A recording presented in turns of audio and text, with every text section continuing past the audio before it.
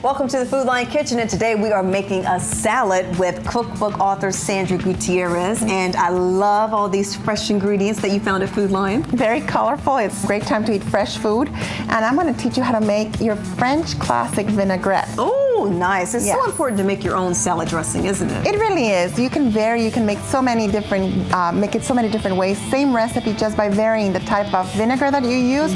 We're using red wine vinegar today, but if you don't like that, you can use balsamic. You can use white balsamic. You can use lemon juice. And it's easy. Simple. So the first thing you're going to do is add the vinegar. Okay. This is the vinegar. Yes, that's the vinegar. All right. And I'll take it over here. Okay. A little bit of salt.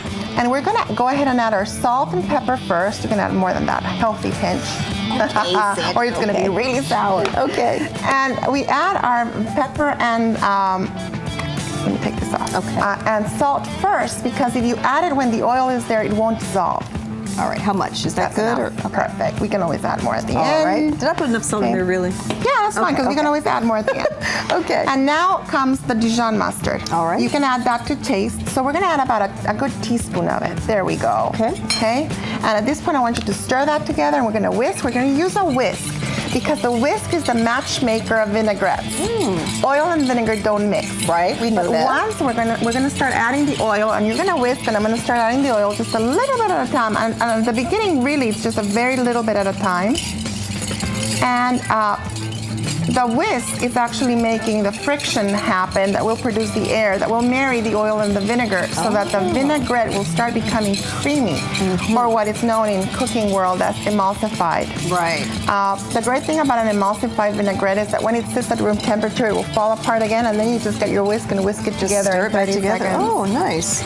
So see how it's getting thick? I do. So you can add as little or as much oil as you like. Traditional French vinaigrette has 1 part vinegar to 3 parts oil. So the last ingredient is some shallots. And shallots are this little onion, miniature onion. Go ahead and put it all in there. Oh, all of it. All of it in there.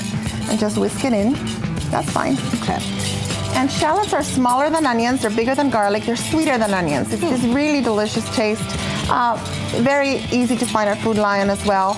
So it's very, very simple to get your ingredients, and it's just a little something that's different from what you're used to having. So we're just gonna go ahead and add some tomatoes. Okay, just dump them in? Dump them in. We're just gonna make a very quick, easy salad.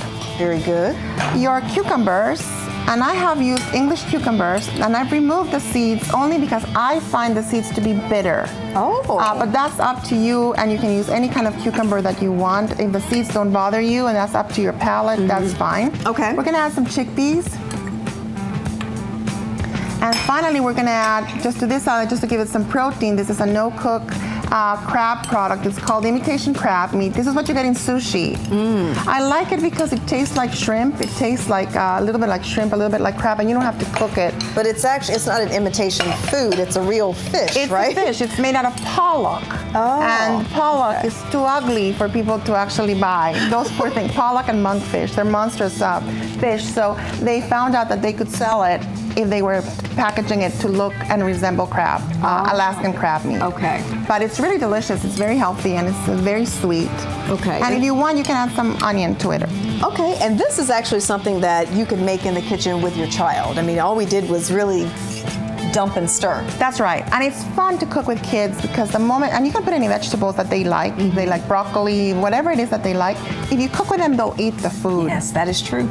So here we go. This is the vinaigrette you made. We're just gonna go ahead and add, let me give you some more tomatoes.